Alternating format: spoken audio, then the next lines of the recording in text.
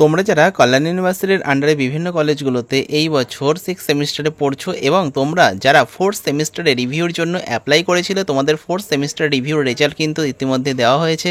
তো তোমাদের 4th সেমিস্টারের রিভিউর রেজাল্ট তোমরা কিভাবে চেক করবে সেটা একবার দেখে নাও। তোমাদের দেখিয়ে দিচ্ছি তোমরা কিভাবে তোমাদের 4th সেমিস্টার রিভিউর রেজাল্ট দেখতে পারবে।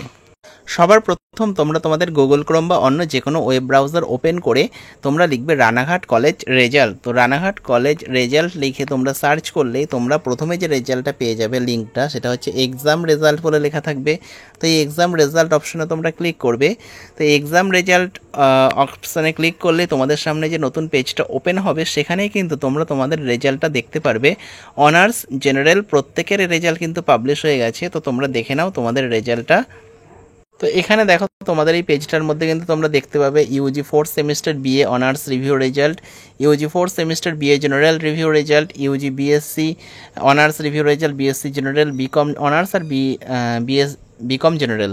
তো আজকে কিন্তু পাবলিশ হয়েছে, দেখো 24/5/2024 আজকে কিন্তু এটা পাবলিশ হয়েছে কিছুক্ষণ আগেই। তো তোমরা এখানে যেইটা দেখতে চাও, যে লিঙ্কের রেজাল্ট তোমরা দেখতে চাও, তোমরা যেই স্ট্রিমে রয়েছে, তো সেখানে তোমরা ক্লিক করবে। ধরো আমি UG 4th semester BA general result এটাই ক্লিক করছি।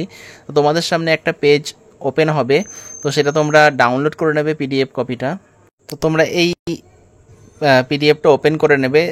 তো যাদের এই পিডিএফটা ওপেন হচ্ছে না, তো WPS অফিস বলে একটা অ্যাপ রয়েছে, তো সেটা দিয়ে তোমরা এটা দেখতে পারবে। সবার প্রথমেই তোমাদের এখানে রোল রয়েছে, রোল নাম্বার রয়েছে, নাম লেখা রয়েছে, registration number, registration year, result, আর এখানে SGPA পয়েন্ট রয়েছে, আর কোনো সাবজেক্টে ফেল থাকলে সেটাও রয়েছে। তো দেখো তোমাদের রেজাল্টের এখানে বিভিন্ন জিনিসগুলো রয়েছে, অনেকে কিন্তু কোয়ালিফাইড হয়েছে। তো এখানে দেখো সবার প্রথম রেজাল্টের মধ্যে তোমাদের কারো লেখা রয়েছে নো চেঞ্জ, কারোটা লেখা রয়েছে কোয়ালিফাইড, কোনোটা আছে সাপ্লিমেন্টারি। তো যারা কোয়ালিফাইড হয়েছে তাদের SGPA পয়েন্ট কিন্তু দেওয়া হয়েছে, আর যারা সাপ্লিমেন্টারি আছে কোন বিষয়ে সাপ্লিমেন্টারি আছে সেটা দেওয়া রয়েছে। তো নো চেঞ্জ আর সাপ্লিমেন্টারির মধ্যে যেটা পার্থক্য, নো চেঞ্জ হচ্ছে ধরো তুমি রেজাল্টের জন্য রিভিউর জন্য অ্যাপ্লাই করেছো, তো তুমি ধরো 28 পেয়েছো। তো যদি তোমাদের রেজাল্টে রিভিউ করার পরই নাম্বারটা সেম থাকে, অর্থাৎ তোমাদের 88 থাকে, তো সেক্ষেত্রে তোমাদের রেজাল্ট কিন্তু নো চেঞ্জ আসবে, অর্থাৎ কোনো রকম কিন্তু নাম্বার পরিবর্তন হয়নি। আর যাদের সাপ্লিমেন্টারি রয়েছে, ধরো তুমি 25 পেয়েছিলে, তারপরে তুমি অ্যাপ্লাই করেছো রিভিউর জন্য এবং ধরো 25 পেয়েছো, 25-এর মধ্যে তুমি অ্যাপ্লাই করেছো রিভিউর জন্য। তো রিভিউ করার পর তোমার খাতায় নাম্বার বেড়েছে, ধরো 2 নম্বর বেড়ে 27 হয়েছে।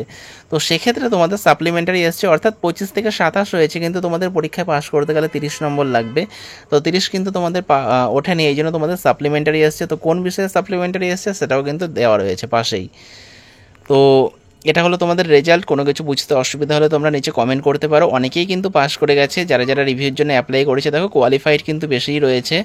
তো যারা বুঝতে পারছো না বা কোনো অসুবিধা হচ্ছে, তোমরা নিচে কমেন্ট করতে পারো। আর যারা 6 সেমিস্টারের বিভিন্ন বিষয়ে সাজেশন কপি সংগ্রহ করতে চাও, তো তোমরা স্ক্রিনে দেওয়া নম্বরে যোগাযোগ করতে পারো, বিভিন্ন বিষয়ে সাজেশন কিন্তু পাওয়া যাচ্ছে।